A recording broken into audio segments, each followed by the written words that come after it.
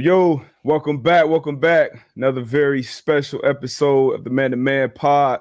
I'm one half of the pod. Yours truly, Darius Butler. Got my co-host, Antoine Bethea. Yo. And got a very, very special guest with us today. Another member of the secondary, 11-year NFL vet, safety for the Minnesota Vikings, Harrison Smith. Man, what up, Harrison? What's going on? Thanks for having me. But let's go back, man. Usually we like to talk about guys' journey, and obviously you're at the top of the game right now. But I want to go back to kind of the beginning, man. Your upbringing, hometown, where you're from. I think you said early from Knoxville, Tennessee.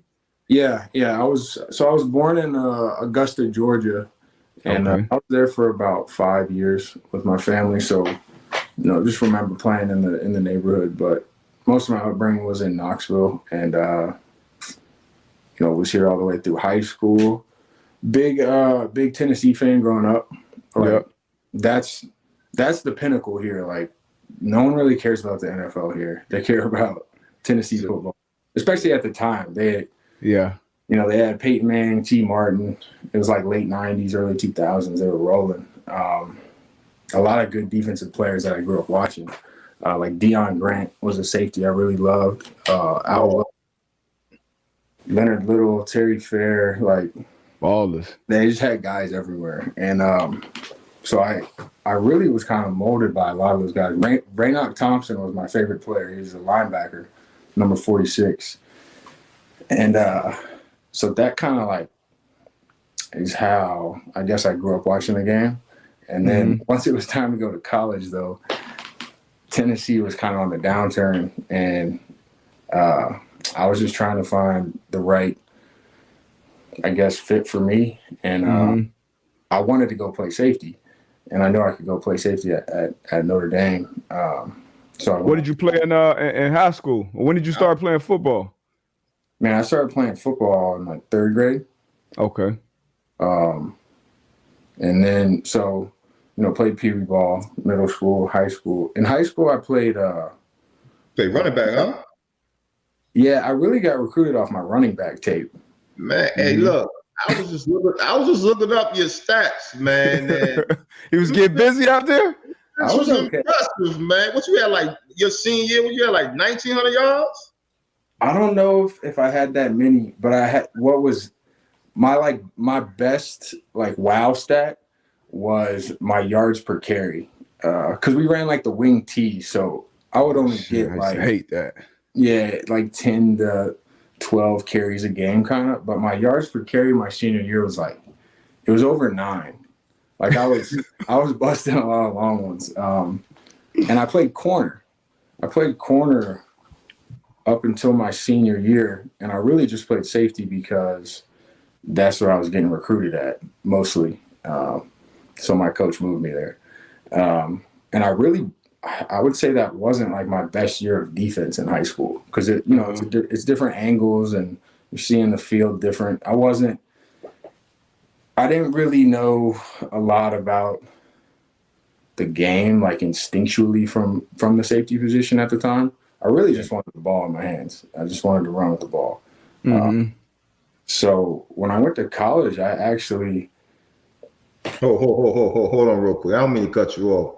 Well, we can't skip over the Gatorade National Player of the Year. He been humble about that resume, man. Let me hear about that resume, man. Wasn't national. Hold on now. You know what I'm saying? So how was that? How was that feeling? Being like recognized as, the best athlete, in the state. How was that? How was that feeling?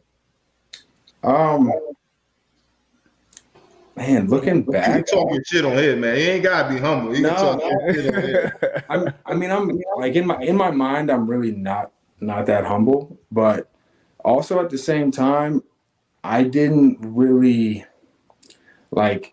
I was excited to move on and go to college, and like I knew I was good enough to play at the college level and maybe the pros at the time. So I was happy about it. Don't get me wrong, I was excited.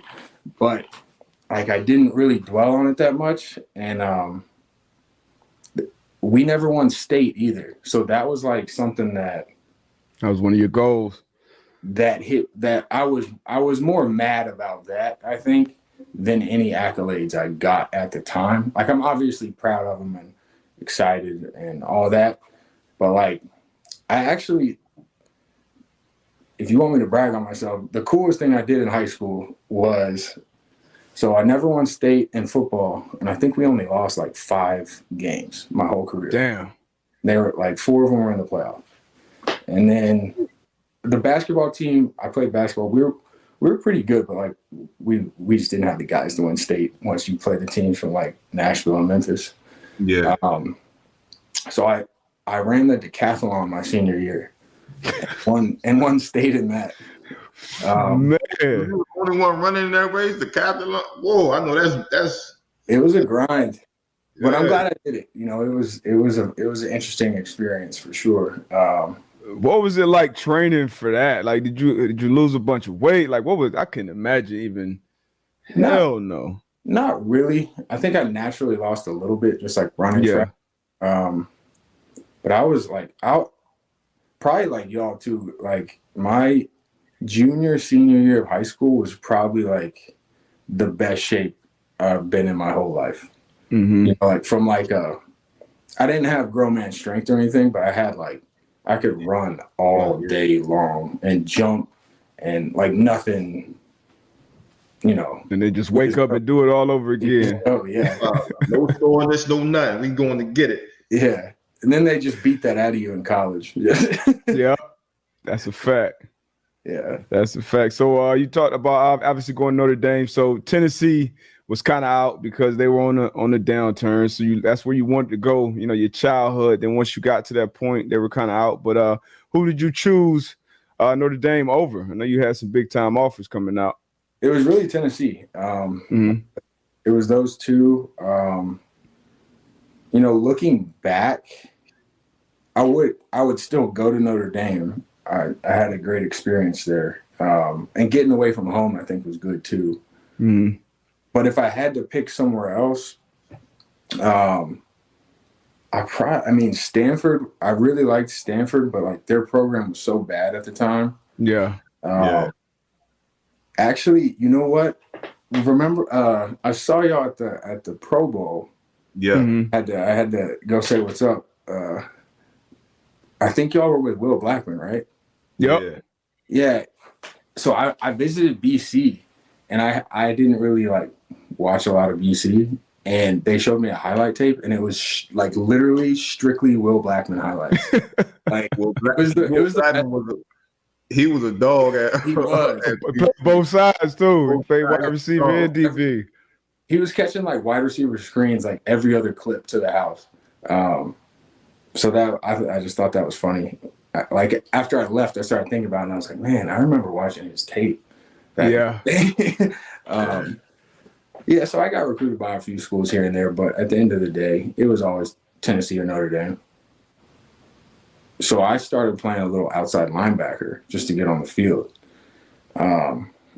And I'm glad I did it, but I wasn't very good there either, to be honest. But I was playing. I was on the field. Yeah.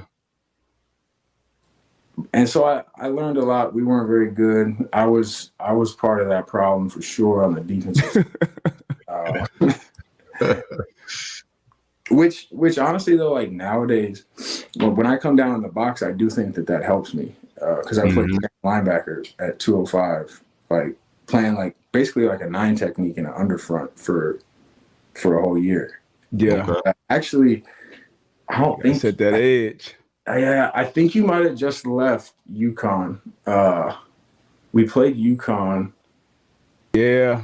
I think that was our biggest. Nope. Yes. That was our biggest win in program history. At least that's how they framed it. And I think we had a running back with dreads at the time. And I think Jordan Todman maybe. Yep. Yeah. So I was a main part of that loss, honestly, because they were running it. They were running like, I don't know what you call it, like 22 personnel, 23 personnel, like all the way down the field and running it. Yeah, no quarterback. Right at me at the stand. And I was, the first drive went all right, but I wore down after that. So I still remember those things every time I set the edge and stuff. But then we had a coaching change a couple years later. Brian Kelly came in, and that's when I really started playing really good football at the safety position. We had actually I think he went to UConn after. Bob Diaco came in as a D coordinator. Yep. He kind of made things simple. And then Chuck Martin was my coach, my defensive backs coach. He's at Miami of Ohio now, and he was awesome. Like he changed my whole mindset, my whole approach to the game. Still stay in touch with him. And what was one of those big for the young listeners, young players that's listening to this? Like, what was one or two of like the biggest things when it comes to like a Chuck Martin or Bob Diaco that came in? Because I know I had Todd Orlando in college, and he was a DC at USC, but I don't know where he is now. But and understanding formations, understanding leverage, like those are two of the biggest things as a corner and somebody that played in the inside that I had to learn. What was it for you at that collegiate level? Obviously, you get to the NFL, it's a completely different level of ball. But on that collegiate level, what was the biggest things for you that made you go from, a guy who was kind of still trying to figure it out to, okay, now I'm here and you're developing as a big time player? I would say leverage, like you talked about, and like leverage in relationship to like where you probably have a teammate. Especially when it comes to tackling, like you can, if you're in a too high, you can normally count on the safety coming, or if it's cover two, corner, depending on what corner it is. That's one thing I've learned. You gotta know you're with too. Corners gonna be like real, not all of them. Yeah, leverage and like before anything else though is confidence.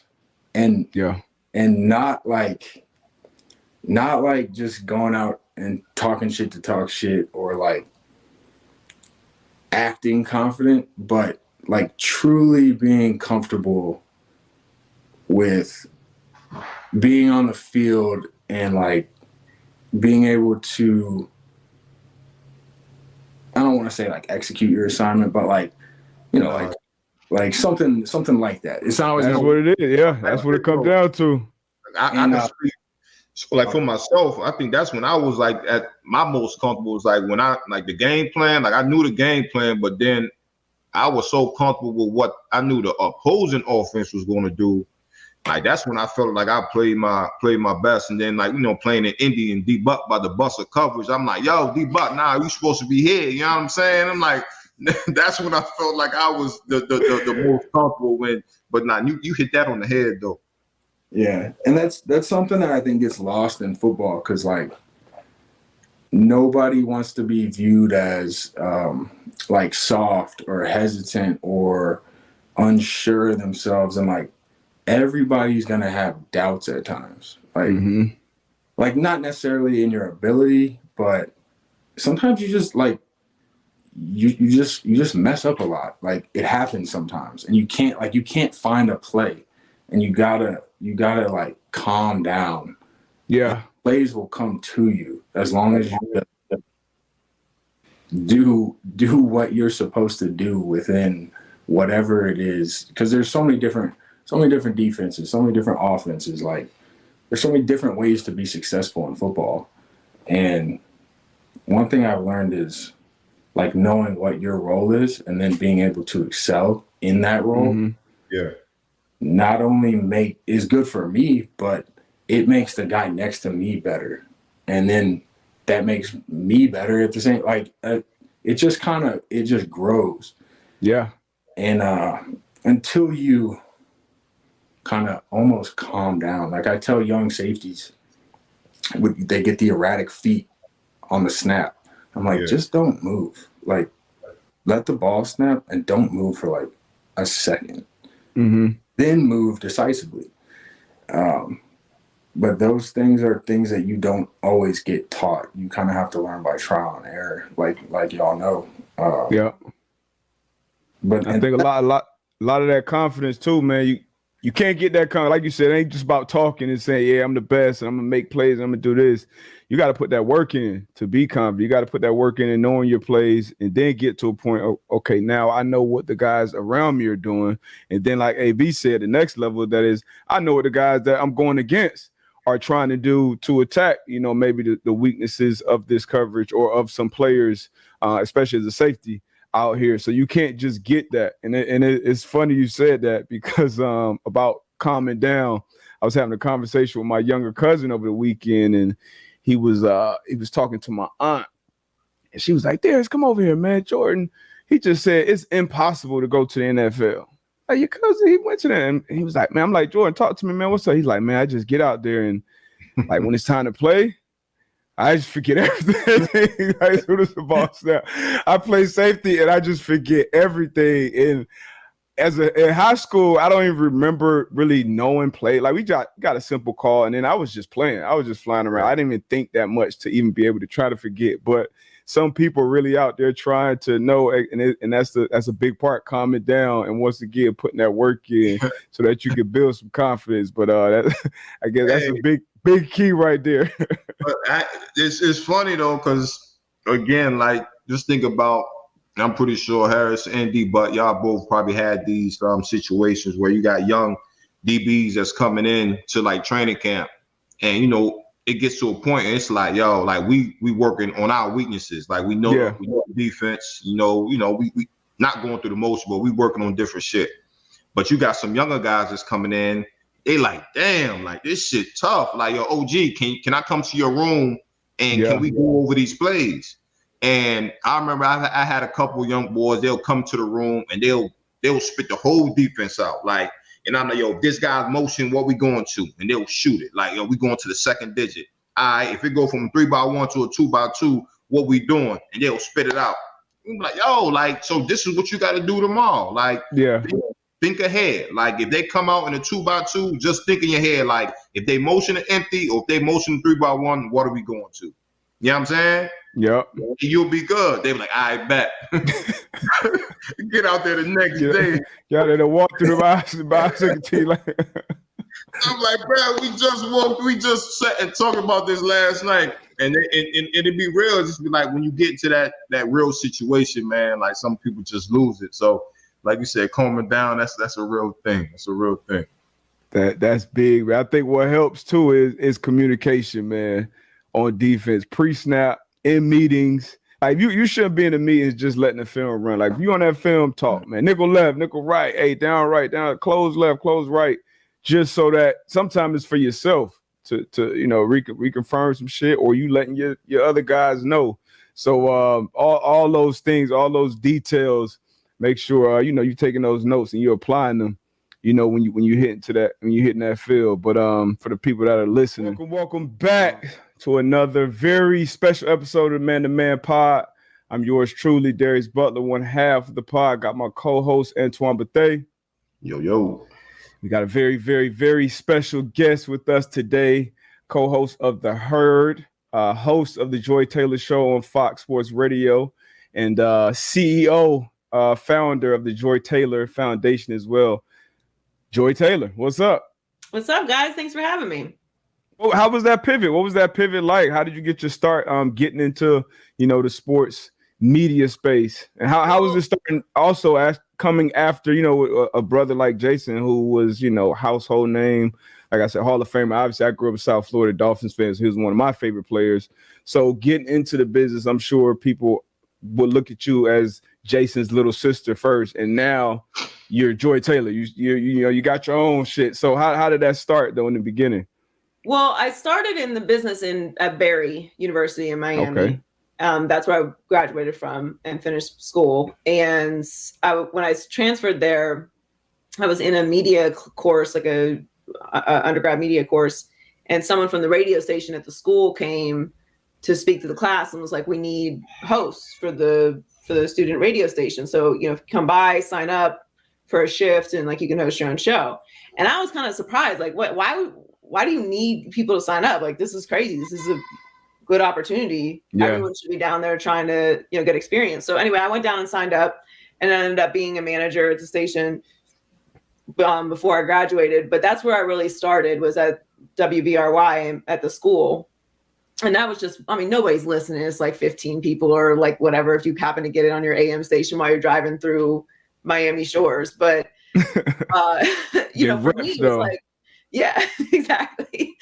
You know, it's a live opportunity. And as you guys know, the more reps you get, the better you get. You get your mistakes out while you don't have a bigger audience. And that's really where I fell in love with radio, because I always liked the idea of being able to be a personality. And I always try to stay a little bit ahead of the trends in our business, which is always changing, and pay attention to what people are doing and where the business is going. And what I noticed in college was there weren't as many news shows anymore where it was just getting the information.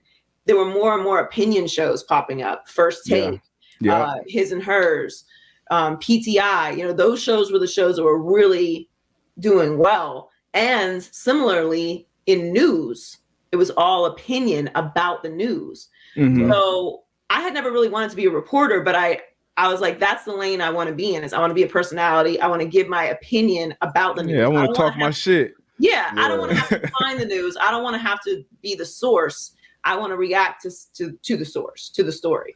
So I just started shaping my career in that way while I was still in school, because not only I knew that's what I wanted to do, but also I felt like that was the way that the business was going. And, you know, here we are. That's what most of the business is. I mean, it's so many different ways to get stories now, and athletes now have the platforms to just put their own story out there. It's really changed a lot. So I've also never really wanted to be a reporter.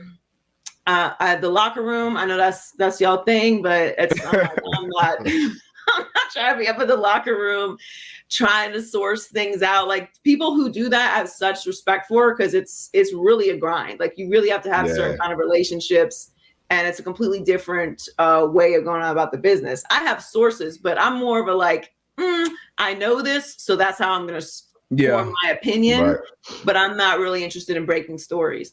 So I started there, and then I started interning at WQAM in Miami, which is a sports radio station there, with Joe Rose, who's a former Miami Dolphin player. So I did that in college, and then I interned for DJ Laz, who was a morning show host, legendary DJ in Miami. What was that? Power 96? Power 96. Power 96. Okay, yeah. So I ended up just kind of working as the morning show producer there, and got probably the most influential experience for the start of my career, because I was doing everything. I was booking guests. I was setting up events. I was doing the prep for the show. I was making sure everyone was on their schedule. I was putting stuff up on social media. I was running the show as an intern, and they just trusted me with that responsibility. But it was a great experience for me, because now I do so much of that still today, but also for my own show and for my podcast. When I was doing my podcast, like, you have to know how to put the structure of a show together. Yeah. And so it really taught me a lot about just hands-on how to do a show. And so after that, I kind of graduated in a weird time, similar to what a lot of students dealt with COVID over the past 2 years, because when I graduated, there was a hiring freeze around the whole business, because what is now iHeart was Clear Channel. And they owned the most amount of radio stations around the country, and they fired half of their workforce.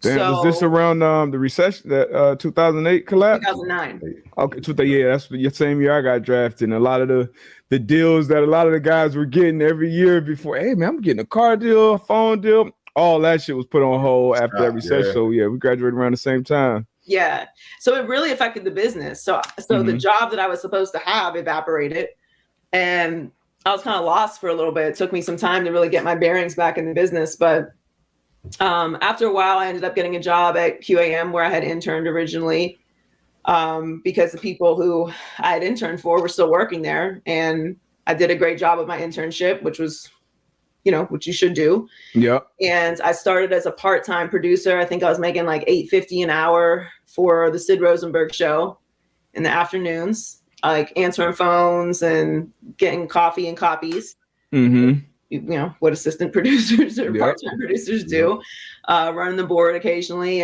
But I always made sure everyone I worked for always knew I wanted to be on air, and that was my goal. So whenever Sid could, he would bring me on air, and we'd do a little thing. And I'd save all that for my reel and then do weekend shifts and write about high school sports and cover youth sports and, you know, freelance with whatever was going on, covering entertainment stuff and bartending on South Beach and at Stage in Miami and Design District. I know that was man, no telling what you saw. Man, those days, boy. Ooh, yeah, memories, but you know, boy. that's what I had to do. Like Miami's an expensive place to live, and obviously I was very blessed to be able to get a job in a big market, a top 20 market out of school, not right out of school, but you know, to get that opportunity.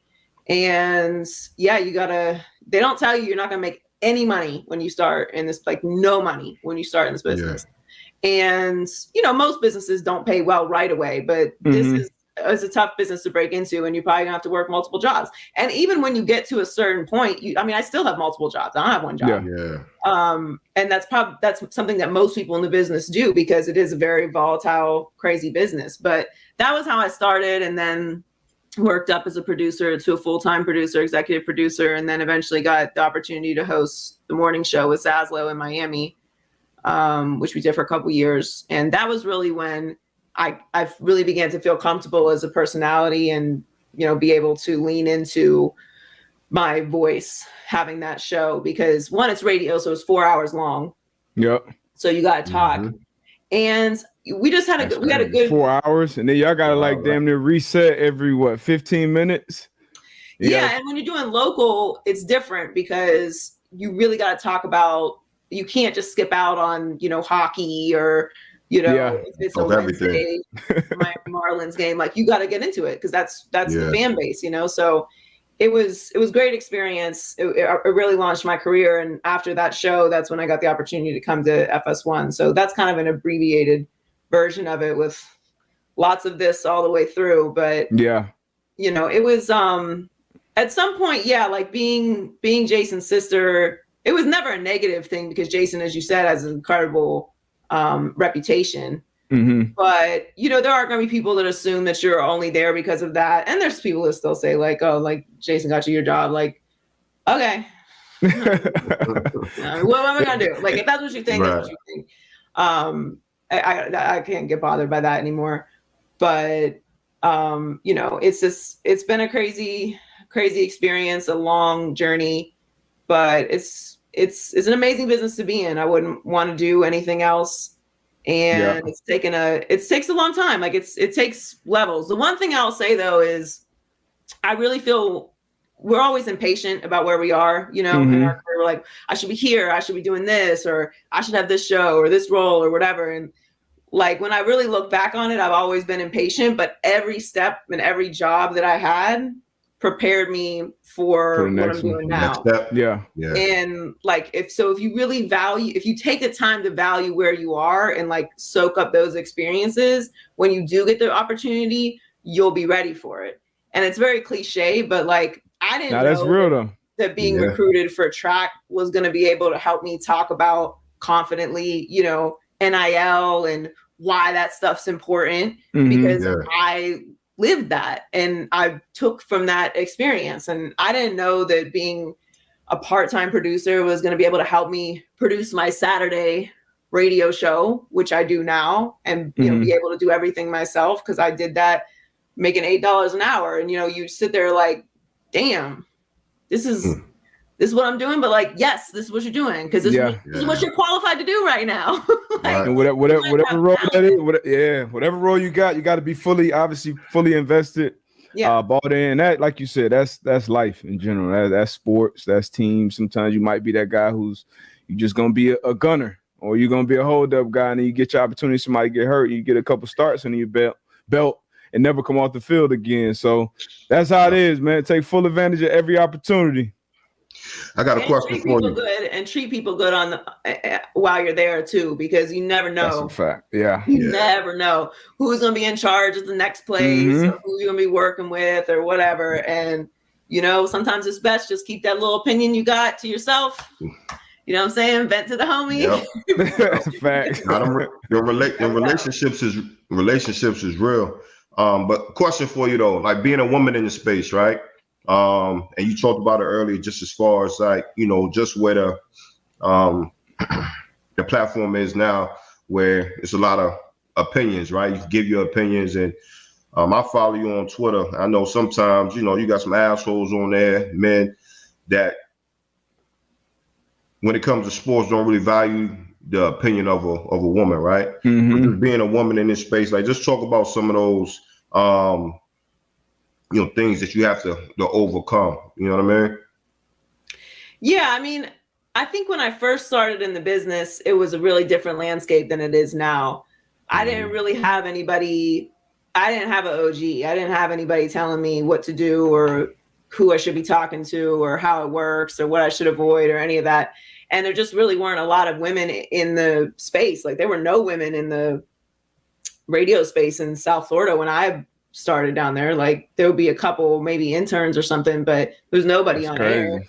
Mm-hmm. So, a lot of it I had to learn myself. And as it's changed, as it's grown, and you are seeing more and more women in different spaces, which is a good thing. We got a long way to go, but the landscape is definitely changing, and I think that's a good thing. I also think that the more that it changes and the more that you see women in the space, the more it becomes less of a big deal, and it's less of it's a woman being hired for this, or it's the first woman to call this game, or whatever, be this coach, or all those things. And like I said, there's still a lot of those firsts to happen, but you're always going to have misogynists and people who just they're used to what they're used to, and they're knuckle draggers, and there's nothing you could do about those. And there's those people that are on the far end of it, and generally people who are all the way on the end of anything are not really, you can't really have a conversation with them, because they're just set in their ways. They've made their decision about what they're going to think and what they're going to do. It's more about the people in the middle that I'm trying to move, and that's really, when you're a woman in this space, you have to be perfect all the time. Like, you can't make any mistakes. You can't say somebody was traded when they were really cut, or, you can't misquote someone's name. You have to be perfect all the time. Yeah. That, I think, is the fundamental difference between men in the business and women in the business, is that you just have no space for mistakes. And because it's sports fans, people are passionate, and they're going to let you know that you messed up that pitcher's name. Or whatever it is. And, we talk for a long time. I talk for 3 hours a day. I'm probably going to say somebody's name wrong, or, get a stat wrong or whatever. But you just have to be so much better in every space to get into that space as a woman. And I think that is, not that I think the expectations should be lower, but I think that's the difference, that one of the main differences that women face that men don't in this space, is that you can't just be average. Like, you got to be great. And then some more, then you got to always be on time, and then you can never make any mistakes on air, and then you can never, take too much time off. Like, there's always a different standard for women than there is for men in the business. As far as talking about sports, that's more of the space where I think we've come a long way. Like, there used to be the whole she never played thing, right? But so Colin Coward didn't play. Yeah, I was about to say most men on TV didn't play either. Yeah, there's a long list of men who did not play these sports that they talk about every day, and that's not what you're greeting them with. So if that's what you want to start with, that's why my opinion is invalid. Cool. Well, I don't want to hear you talk. Whoever this person is, I want to hear you talk about NBA then. Whatever. If that's your standard for it, we got a long list of things you can't talk about. So if that's the starter for it, which it's generally not, because it's so easy to be to knock that off. It's just it's the subtle stuff. It's the subtle sexism and misogyny that I hope will start to change more, because the ones on the end, I ain't worried about them. Now, I know you had to deal with that, like you said, being one of the early women in the game, like you said, one of the very few down here on radio, or just in general now on TV every day. I see on your Twitter, you always got to deal with the assholes, the what they call trolls. I got to deal with them. Everybody got to deal with them. But some people take the high road a lot more often than Joy. When did that change for you? Or was that always just how you moved, I guess, in the social media space? Because one part of it is, all right, when you do go back at them, however you go back at it, it just kind of empowers them in a sense, because most of these guys, they can't wait for a response from Joy. Right. Like, that's the highlight that they're gonna show it to every person that they troll with. Like, hey, I got a response. So what's the balance for you? It has that kind of been how you always moved to the space. Well, I wasn't always on TV. So let me just stop there. But like I'm really with the shits. Like, if you want to go, we can go. Ain't nothing but air and opportunity between us if you really got that life, but they're not. So to me, the troll thing actually started when I was in Miami. Because in radio, when I was doing radio, I don't know if they still do it, but we used to have the text line, right? Like, you could text into the station. Yeah. And sometimes we do it for contests, but they would really want us to use it during the show to like get fan comments. So our PD would always be like, oh, like, read the text line, make sure you're integrating the text line. And I would tell them, I'm not reading this. I'm trying to do the show. There's nothing but bullshit on here. Just people talking shit all day. Occasionally there'll be somebody with a thought, but this is why I'm not reading all this like negative feedback all day. So I would give it to the producers and be like, hey, just pick one, conscious comments on here and we'll read it. But if there are none, there are none. So I kind of already had a predisposition to the troll community that really exists in its luster as it does now as a young broadcaster. So I sort of had a tougher skin for it that I developed early, which is a good thing now because, as you mentioned, everybody has trolls now. Now, women get it worse than men. Way worse. For sure. Yeah. And Black women get it worse than everybody. But I just had a different disposition to it. But also, I have the mentality that, like, these people would never say this to my face. To your face. Never. Facts. Never. There's nothing you could ever tell me to make me believe that you will walk up to me in person on the streets of Los Angeles and tell me I'm a fat bitch. There's nothing you could tell me to convince me that you would do that. I know you wouldn't do it. 1,000% correct. Yeah. There's no chance, zero. So I can't really take these people seriously. Like, you're not really tough and you don't really mean what you're saying because you would never say it to my face. So I also don't have feelings. Like, so I'm like, if I don't respect your opinion, like, if I wouldn't ask you for advice, why would I respect your criticism? Yeah. So, and that could apply to a lot of people, but especially an anonymous person on the internet. Like, I'm not getting in my feelings about that. I got stuff to do today, a lot of stuff to do. And that is just not on the list.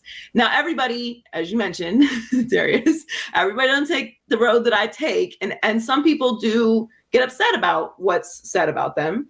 And I would say this, and this is what I tell people, especially young people in the business, like, about how to deal with it.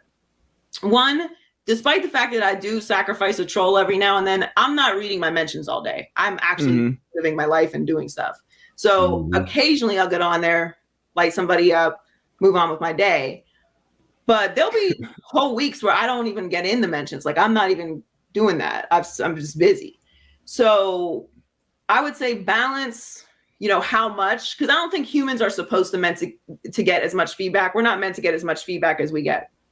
Positive or negative. It's not normal to have this. Especially when you live on air for 3 hours, 5 days out of It's not normal. But I'm saying even not when we're on air. Like, I think humans are not meant to get this much feedback, positive or negative, from other people. Like, it's not normal what we're dealing with. So it's crazy. Yeah, it's just like this vortex that we're in. So you have to find a way to balance it with whatever is good for your mental health. But to me, if you're gonna talk shit, you deserve whatever smoke you get. And I like it. And you would never say it to my face, so I'm not gonna get my feelings hurt.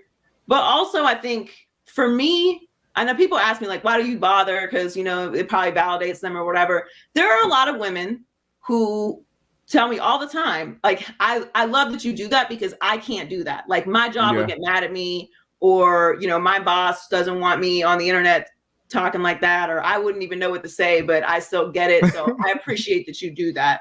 So, I'm just out here, just warrior princess in it for those two. Yeah, I like it. I love to see it. I saw somebody on my timeline today getting lit up from about 5-6 different women in the space on Twitter. I don't know what that was about. I didn't even do my I saw that too. That, but I said, sheesh. I saw that too. It's just bad. That's a different story. We talk about that off air. Yeah, man. And today we are welcome with a very, very special guest, a man of many titles. 17, 18 years at San Diego Tribune, Sports Illustrated, NFL Network, a member of the Hall of Fame committee. But one of the most important is a Howard University alum, Jim Trotter, man. Appreciate you for joining us. No, man, I'm honored to be on, man. It's one of the best podcasts going. So, and you know how I feel about you two. So to be given an invite, I'm humbled, I'm honored, man. So hopefully I'll do it justice. One thing that I wanna touch on, and it hit social media tough, really hard. And it was one of the things, like you just said, you earned your stripes in this business.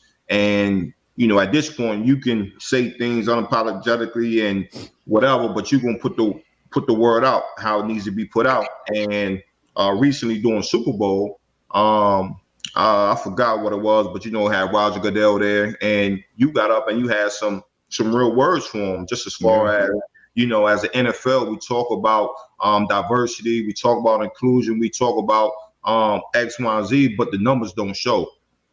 Just speak on that, and obviously, you said it. At this point, this is like your calling as far as being able to speak for the speakers. You know what I'm saying? For the people who don't have that voice.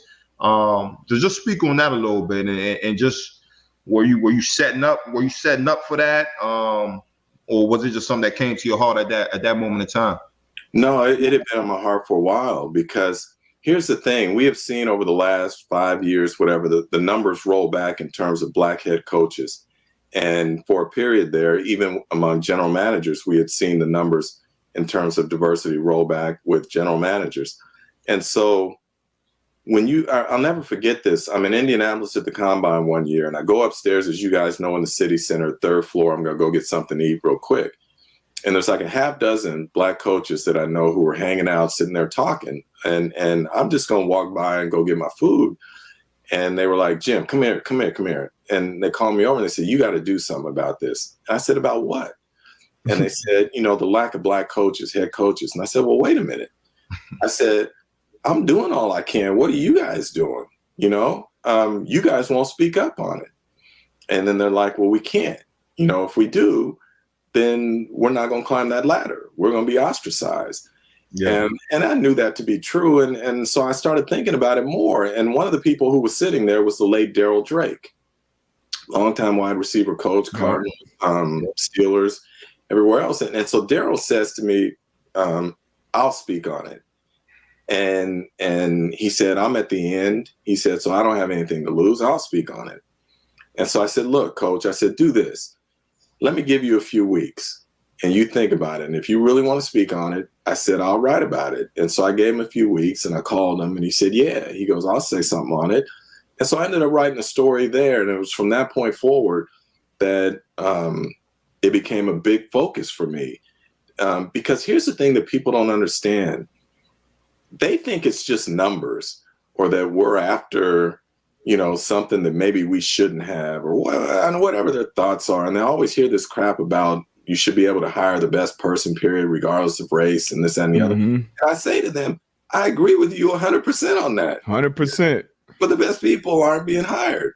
And so when Brian Flores files his lawsuit, I remember I called Clarence Shellman, longtime running back coach with the Seahawks, the Cowboys, and the Chargers.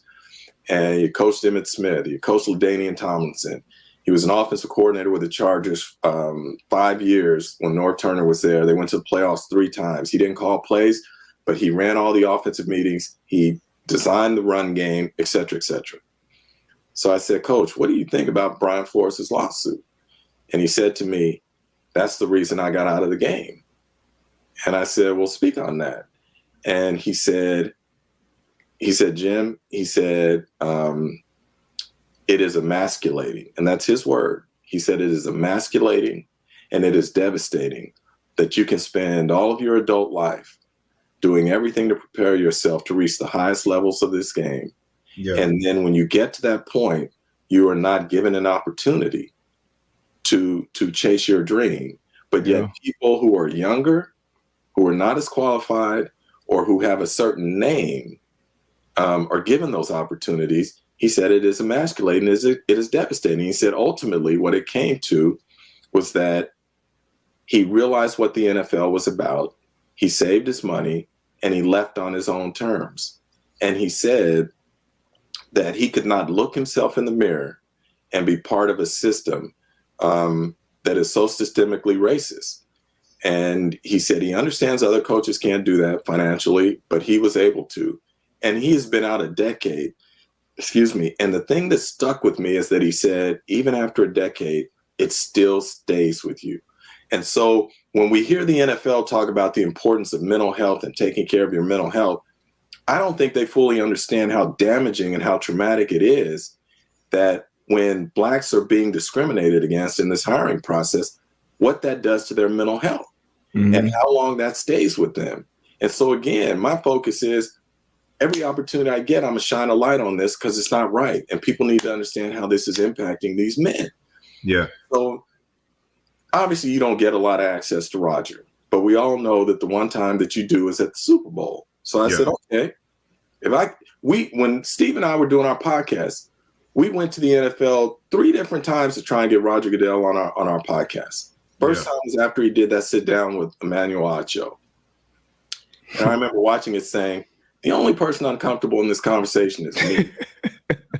This black man is uncomfortable with this conversation. He's not being asked questions that he needs to be asked. Yeah. So we went to the NFL and asked to have him on our podcast. It goes nowhere. We get halfway through the season. We go back. We get nowhere. We do it one final time. We get nowhere. So I said, fine. We've gone through the steps of trying to have him on to have a real conversation about it. So this is my opportunity to ask him a question. And I spent a lot of time thinking about how do I want to frame it, because he's going to wiggle his way out of it. That's just the way he's prepped for that. So I'm like, okay, I know the ground rules going in, but how can I be as pointed and as direct as possible to say, I need you to really understand what I'm saying here.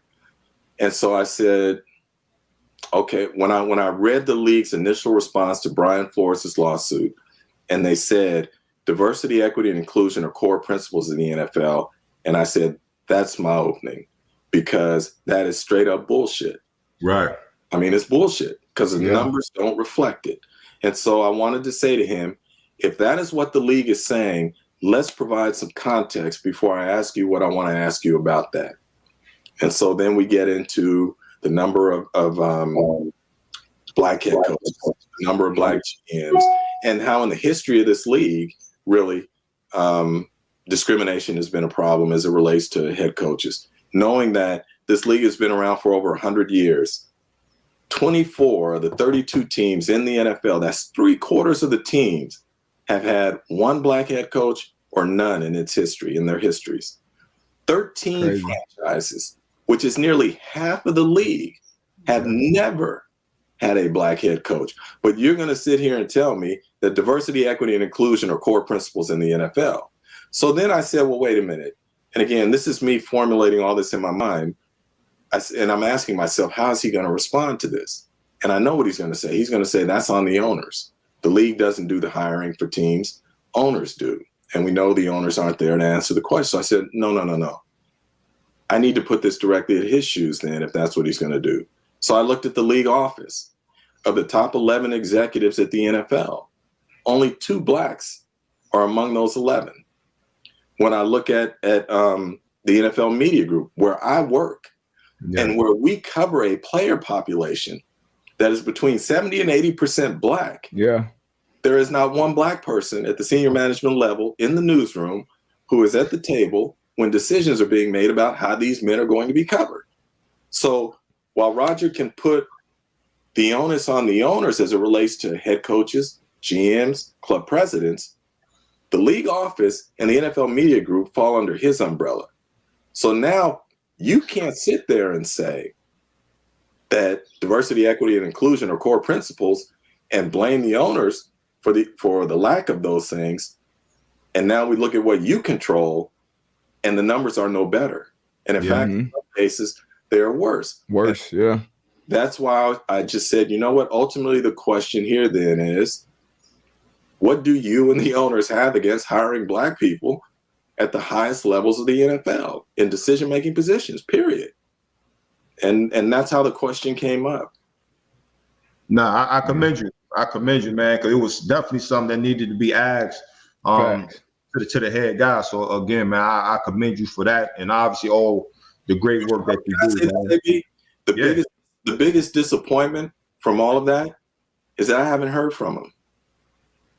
So you would think since then, let's have a conversation. We would have reached out to you and said, "Hey, Jim, let me expand on this." And nothing. Unfortunately, that's not even shocking to me, because I feel like, we get, and obviously you've been here a lot longer than I have, and we get a lot of lip service, we get a lot of slogans, we get a lot of, and the questions you ask, and people, even the race norming thing, like we just kind of talked about that for a day, swept that under the rug. Like that should have been one of the biggest issues ever to come up as far as the stain on the NFL and the shield and everything that they talk about. So it's not shocking, but I love that you definitely brought that, put his feet to the fire in a sense, and brought that question to him, because people love to talk about the field and the players, and that's really the only place where you really you gotta earn your spot. There is no, like, everybody's keeping track, everybody's keeping tabs from the moment we leave high school, basically. So you can't finesse that. But as soon as you get off that field, you get to the coaches, you get to the scouts, you get to the entire ecosystem around these sports, the media spaces, the networks, they all get whiter and whiter the higher you go up. And this is across, the country. This is not even just in sports. This is corporations, period. So it definitely needs to be a fix. Part of that is, us coming together too, and, putting our money together and building our own in a sense. But while we're here continuing to build this one, we need more representation, at the highest point. So like AB said, man, appreciate the work that you're doing on the forefront of that. No, I appreciate it. But the thing that gets me too is we have to be very careful here about that we don't fall for the old okie doke, because what we heard in that press conference too is Roger talking about that they would like to have a Black owner, right? Mm-hmm. A Black owner, but let's just say there's one. And as I've said, I don't just want a Black owner. I want a Black owner who is socially conscious and who represents the views of this community, because I don't need a guy in there or a woman in there who is on board with everything that these other owners are talking about or doing. As we like to say, all skin folk ain't kinfolk. Yeah. So, yeah. So, I want someone in there who is speaking up on behalf of the issues that represent our community. And if we don't have that, I don't care if you have a Black person in there. Yeah. I'm right there with you. And unfortunately, the spot that we're in, if you are a Black billionaire, it's most likely, you got there, a part of you getting there is, making white people feel very comfortable and being in those rooms. And it's not too many of us around here that aren't in that space, honestly. And I've sat at the table, during the 2017, after the 2016 when Colin started the protest, 2017 when the president at the time made those statements, and then that's when a lot more people got on board with the protest, at least for a couple of weeks. I think that kind of radicalized more players in a sense, because he kind of drew a line in the sand. And in that, we were sitting at the table literally with these owners and just listening to them talk.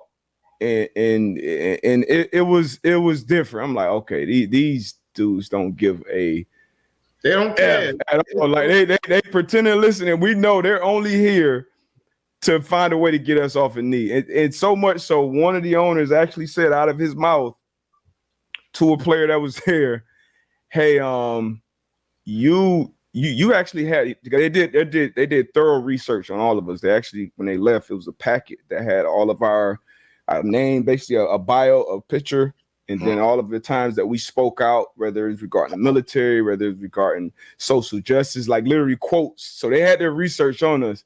And he actually pointed to one of the players, was like, hey, man, we need literal words. We need to put a Band-Aid on this situation. Wow. We need to face, obviously you're black. There was a couple white players there as well. You're black.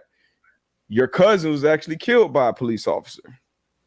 So we need you to kind of be on the forefront of this. So I'm like, that really opened my eyes, like right in my face. Like these dudes don't really, they all they care about is the bottom line, how they look on the front end. And it was wild to see. So that's why I've kind of, I don't want to say lost hope as far as getting equity and all these things that we want in this league.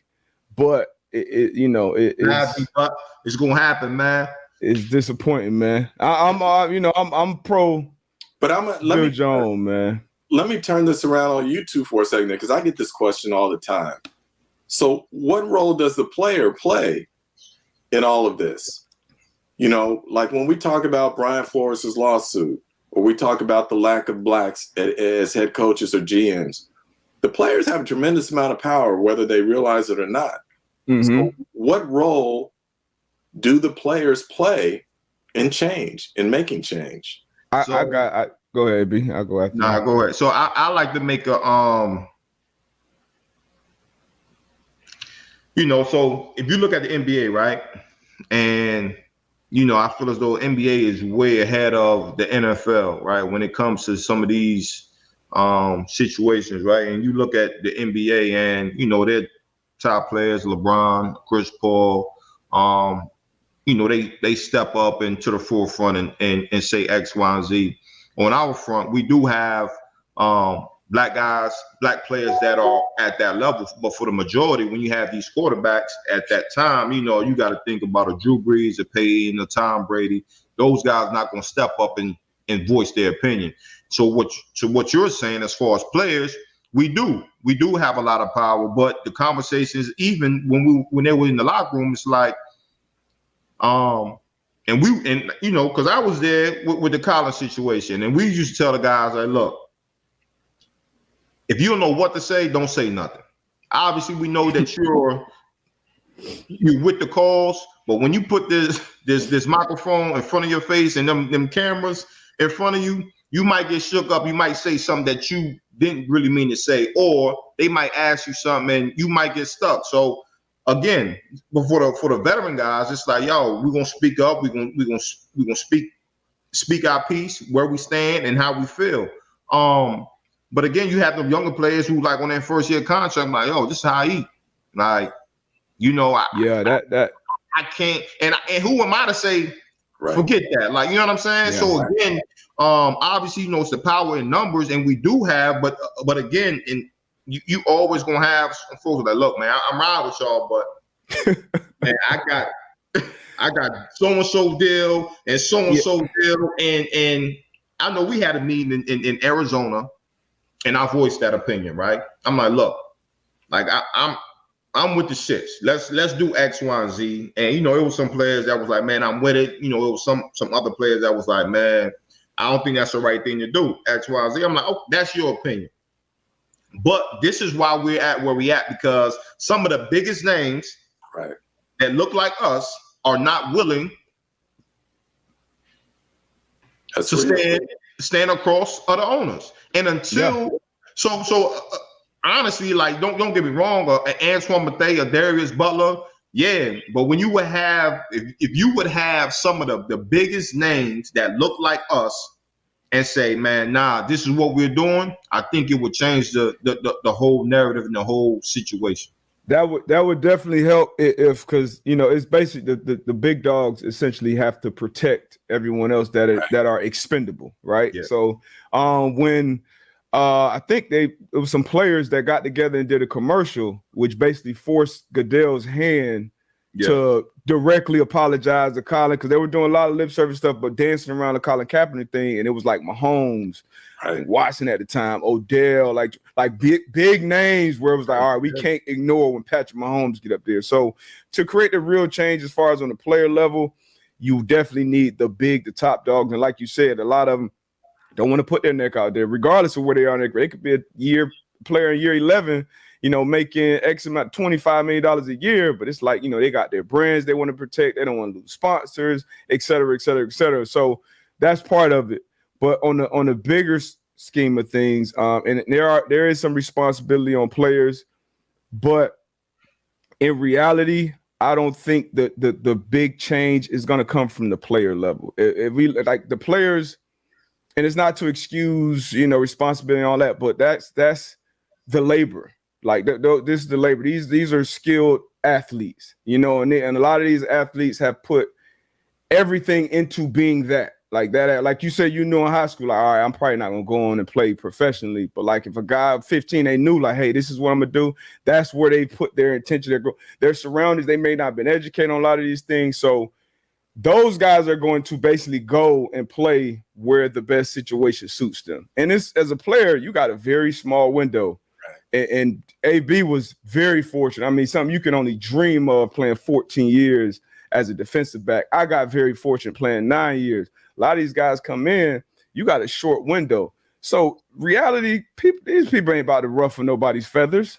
Like, people not going to turn down a $5 raise to go work somewhere else that they may feel a little more uncomfortable with how the situation is there. So I'm not going to realistically look at a 24-year-old and say, yeah, put your, $850,000 on the line where you may not ever get another opportunity. So I think if it's a situation where there is, and I always go back to this because, like I said, maybe I'm just pessimistic at this point, but where there is another league, where there is somewhere else that at least creates another place for these players to go. And it's kind of something similar on the HBCU level.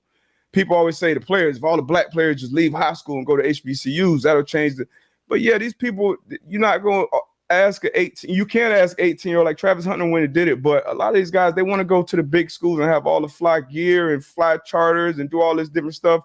And as a parent, you want to you want your kid to go to the best situation to go to the next level. So it's hard to ask the players. Now, if you get the smart people, the people with money, the people with resources, and you pouring into these HBCUs, that's going to make it play on an even competitive level. You're going to have a lot more black players go to these institutions. So I think a lot of people look at the players, but I look at maybe because I was in the locker room with a lot of these guys, and I know what those guys will be focused on at that point. And it's a lot more people who are more in the trenches, more educated on these things, have more resources at their disposal that can really create that change. And I think the players are kind of like, we're going to go and play in the best situation we can go and play. Now, unless you can unify, but it's hard to get 1,696 guys on the same page. That's a lot of different situations, a lot of different mouths to feed and things. So it is some responsibility on players, but I just hope that maybe it just puts a light on, okay, the players the situations that these individuals are in. And, ultimately you got to make some sacrifice to get some change for the group. But individually, man, it's going to be tough if we're looking for change from that player level. I think what you said there is the key, though. And this is historically, whether it relates to civil rights or anything else, change requires sacrifice. And so folks have to ask them, how much are they willing to sacrifice? I'll never forget during the labor negotiation back in 2011, I was out with a starting quarterback, MVP caliber quarterback, and was working on a piece. And I remember asking him, how come I don't see more quarterbacks involved in these labor negotiations? I said, because you guys have power. You quarterbacks, you're the face of the league. And I'll never forget this. We were talking privately, so I won't say his name or anything. But he told me, he said, Jim, you got to understand, we have business relationships with these owners after we're done playing. And a lot of guys aren't going to jeopardize that. And I was like, wow, So, and I didn't want to judge, but I'm saying, so it's all about you, as opposed to the collective. And the owners understand that. And that's the danger, as you say, getting 1,600 guys on the same page. This is, and I say this respectfully. So if the NFL is listening, they can't come back and say I said something bad. But this is, NFL owners are diabolical geniuses from the standpoint they have created a business model where they bring in labor, and before that labor realizes that this is a business and not a game, that labor is out of the league. Their time is up. Yeah, we're talking about an average career span, let's just say 4 years. Mm-hmm. So they just keep turning it over. And that's one of the reasons I believe that players will never come together in total, is because of the short length of the career spans. And also because by the time that they realize that this is a business, they're out of the league. So I agree with both of you, you know, especially Antoine saying the bigger name guys are the ones who have to give cover to the quote unquote rank and file. And if those guys aren't willing to do it, it's not going to matter. So anyway, that's my. They know. Even in them 30, you know, you got 30 billionaires together. Like, it's easy for them to be unified, and they could hate each other's guts, but they know when they sit around at a round table, which some of them do. Yeah, we got this system, and this is in place, and it's working, and that's why when it was, and it's so discouraging, man. I was on those calls back in 2017, and literally been on and I'm like, I remember I was on a call with a bunch of the representatives from the different teams, the player reps, and I said, hey, this is the point we got them. This is the first time that I can remember where we're literally, you know, at the table, because they were like sweating, like, hey man, I'm losing sponsorships on my hockey team and on this and on that because of what's going on with the protests and whatnot. So they were scrambling, and I was like, all right, this is a situation where we have a voice and we have some power here, and guys can collectively come together. And this, I wanted to say, it was like a Wednesday, maybe a Thursday. I said, if we even threaten to, and this is the first time that I had ever been on a conference call with 20 guys, 25 different guys from different teams. If we even threaten to, all right, we're not going to play this week, or we're not going to practice this Friday. I say, bro, if we have a list of demands, like those demands are going to be met. They don't want to miss football. And one of the biggest guys that was involved in this whole thing was like, hey, nah, that's not what I'm on. I'm not, we try to get the football. Like, and I'm like, I was done with the conversation at that point. I'm like, what are we even all talking about if we're not willing to at least put on the front like we're not gonna play football for a week? Right. And so it definitely gets discouraging. But I mean, the more we talk about it, the more, like you said, understanding the business side of understanding how important we are, being that cog in the machine that makes the thing go, and it's unified. It's tough to do, but somehow, some way it can happen, and I'm hopeful that it does. But that's kind of a big reason of the situation that we're in. But now you have it, man. Another episode, the Man to Man Pod. The great Jim Trotter joined us, another HU alumni. It was great talking to him, man. Definitely gonna have to have him back on the show. Appreciate y'all tapping in with us. You already know the vibes. Tell a friend to tell a friend. Like, subscribe, all that good stuff, man. We out of here. Peace.